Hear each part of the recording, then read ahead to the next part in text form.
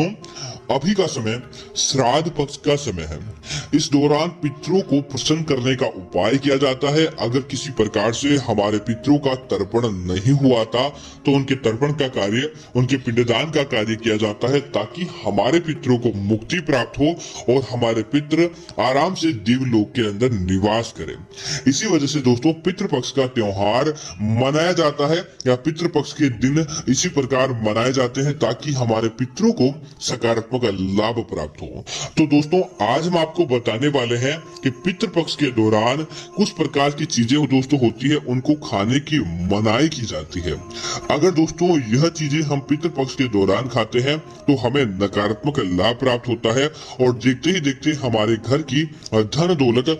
दूसरों के घर चली जाती है। इसी वजह से इन चीजों को खाने के बारे में मना किया जाता है। तो दोस्तों बात करते हैं उन चीजों के बारे में, लेकिन आगे बढ़ने से पहले आपसे निवेदन है वीडियो को पूरा और अंत तक देखें और साथ ही साथ अपने इष्ट देव या अपने पितरों का नाम कमेंट के अंदर जरूर लिखें ताकि सच्ची श्रद्धा उनको प्राप्त हो जाए। और दोस्तों सबसे पहले अगर हम बात करें तो दोस्तों जिस दिन हमारे किसी पितृ के दिवस, हमारे किसी पितृ की तिथि हो, तो जिस दिन उनको कुछ प्रकार की आपको याद हो कि उनको खाने की वह चीज पसंद नहीं थी या फिर ऐसी चीज जो आपके पितरों के द्वारा त्याग की गई थी, तो दोस्तों इस बात का ध्यान रखें। श्राद्ध पक्ष के दौरान आपके पितरों को किसी प्रकार की कोई चीज पसंद नहीं थी तो वह आपको अपने घर के अंदर नहीं बनानी चाहिए। और दूसरी चीज यह है कि आपको वह चीज अपने घर के अंदर भी नहीं खानी चाहिए दोस्तों, जिसका कारण यह होता है जिससे हमारे पितृ नाराज नहीं बल्कि हमसे प्रसन्न रहते हैं और हमारे पितरों का सकारात्मक लाभ हमें मिलता रहता है। इसी तरह दोस्तों पितृपक्ष के दौरान काली चीजें जितना ज्यादा हो सके वह आपको त्याग देनी चाहिए, क्योंकि दोस्तों काली चीजें दोस्तों हमारे जीवन के अंदर नकारात्मकता को लेकर आती है और साथ ही साथ पितृपक्ष के दौरान काली चीजों के त्याग करने के बारे में बताया गया। तो पितृपक्ष के दौरान दोस्तों काली उड़द की दाल, काले तिल की चीजें और जितना ज्यादा हो सके आप जो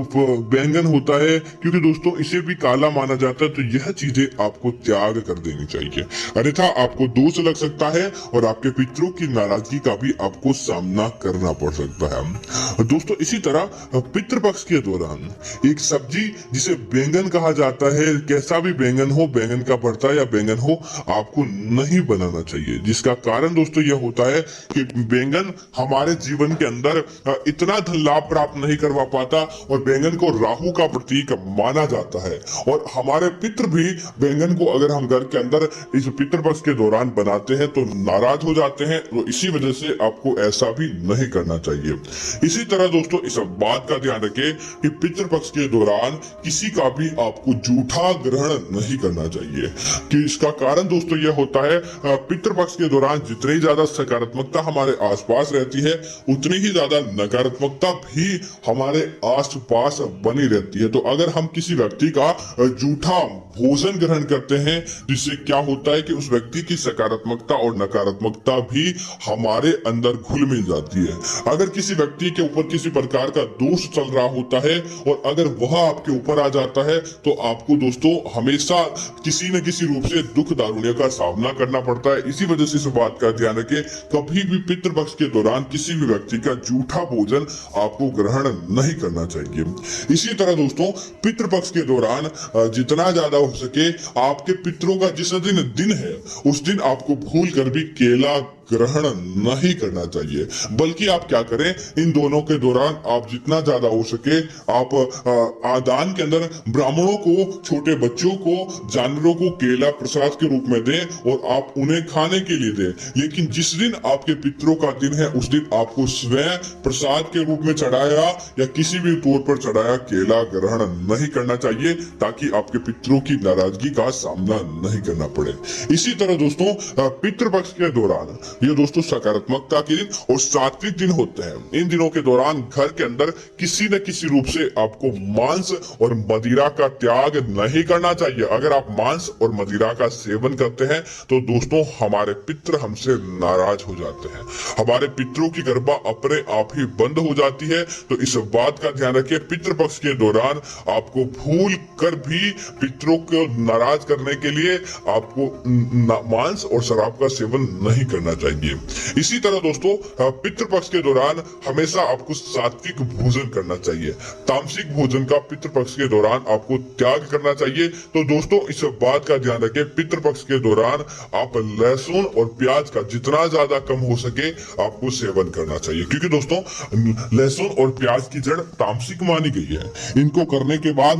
मन के अंदर किसी प्रकार की ऊर्जा का संचार होता है जो हमारे ऊपर नकारात्मक भी हो सकती है और सकारात्मक भी हो सकती है। तो अगर आप पितृपक्ष के दौरान इन चीजों का त्याग कर देते हैं तो आपको सात्विकता मिलती है और पितरों का भी सकारात्मक आशीर्वाद आपके जीवन के अंदर देखने को मिलता है। इसी वजह से इस बारे में मनाही की गई है। दोस्तों इसी तरह अगली चीज की बात करें तो अगर आपके घर की रसोई घर के अंदर बार बार दूध उफल जाता है और बार बार दूध का ध्यान रखने के बाद भी दूध के अंदर उफान आ जाता है, उसके बाद उस दूध को आप ग्रहण करते हैं, तो दोस्तों हमारे ऊपर पितरों का जो सकारात्मक लाभ और पितरों का आशीर्वाद होता है देखते ही देखते वह चला जाता है और हमारे पितृ हमसे नाराज रहने लगते हैं। इसी तरह दोस्तों इस बात का ध्यान रखें, पितृपक्ष के दौरान कच्चा दूध भूलकर भी ग्रहण नहीं करें और कच्चा दूध आप न तो पिए और न ही किसी को पीने के लिए दें, बल्कि पितृपक्ष के दौरान तो दूध को चावल के साथ उबाल कर पीने की परंपरा रही है, जिससे हमारे पितृ हमसे प्रसन्न होते हैं और हमारे पितरों को भी ज्यादा से ज्यादा पितृपक्ष के दौरान चावल के साथ खीर बनाकर उन्हें भोग लगाएं ताकि उनका सकारात्मक लाभ आपके जीवन और आपकी कुंडली के अंदर देखने को मिले। इसी तरह दोस्तों इस बात का ध्यान रखें, पितृपक्ष के दौरान कई लोग दोस्तों इस बात का जरूर ध्यान रखना चाहिए, किसी भी जानवर को मारकर, जैसे आपको पहले ही बता चुके हैं कि मांस का सेवन ना करें, तो किसी भी जानवर को मारकर बनाई गई चीजें और किसी भी जानवर की हत्या करने के बाद उसकी चीजें आपको अपने पास भी नहीं लानी चाहिए, क्योंकि दोस्तों हम हमारे पितृ जो मर चुके हैं उनकी याद में दिन मनाते हैं, तो उनको कैसे पसंद होगा कि आप किसी को भी मारकर कुछ चीजें अपने घर के अंदर इस्तेमाल करें। तो इस बात का आपको जरूर ध्यान रखना चाहिए। इसी तरह दोस्तों ठोकर लगा हुआ भोजन आपको भूल कर भी ग्रहण नहीं करना चाहिए। अगर आप पितृपक्ष के दौरान ठोकर लगा भोजन ग्रहण करते हैं तो दोस्तों आपको भी अकाल मृत्यु का सामना करना पड़ता है। तो दोस्तों आपको उस ठोकर लगे भोजन का क्या करना चाहिए कि आप उसे इकट्ठा करें और उसके बाद किसी चौराहे या फिर किसी ऐसे जगह पर जहां पर झूठा भोजन अक्सर रखा जाता है वहां पर रख जाए। ऐसा नहीं कि आप स्वयं नहीं खाएं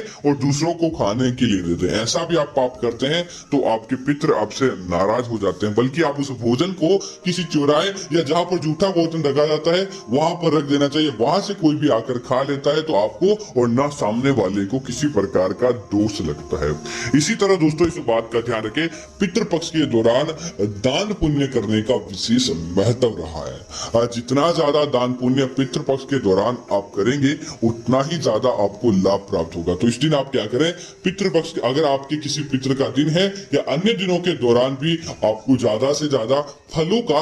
दान करना चाहिए। छोटे बच्चों, छोटी कन्याओं, सुहागिन महिलाओं या विधवा महिलाओं, इनको आपको निश्चित तौर पर फलों का दान करना चाहिए, क्योंकि दोस्तों जितनी ज्यादा आप मिठास का दान करते हैं, जितनी ज्यादा आप सकारात्मकता एक दूसरे को देते हैं, उतना ही ज्यादा आपको लाभ प्राप्त होगा और पितरों का भी आशीर्वाद बना रहेगा। तो आप इन दौरान जरूर से जरूर आप उन्हें फलों का दान करें। और दोस्तों दूसरी चीज की बात करें तो जितना ज्यादा हो सके आपको कपड़ों का जो आपके पितरों को चीजें पसंद थी, जैसे कपड़े आपके पितरों को जो भी आपके प्रिय व्यक्ति रहे हैं उनको पसंद थी वह कपड़े लाकर, क्योंकि कई बार क्या होता है दोस्तों हमारे पूर्वजों की या हमारे जो भी सदस्य जिनकी मृत्यु हो जाती है, मृत्यु के अंत तक उनके मन के अंदर कुछ चीजें रह जाती है। तो आप उनकी मन की चीजों को याद करें कि आखिर उनकी इच्छाएं क्या थी और वह चीज उसके बाद आप उन लोगों को, ब्राह्मणों को, गरीब व्यक्ति को या जिसे आप दान करना चाहते हैं, बस अपने परिवार के अंदर उस चीज का दान नहीं करें,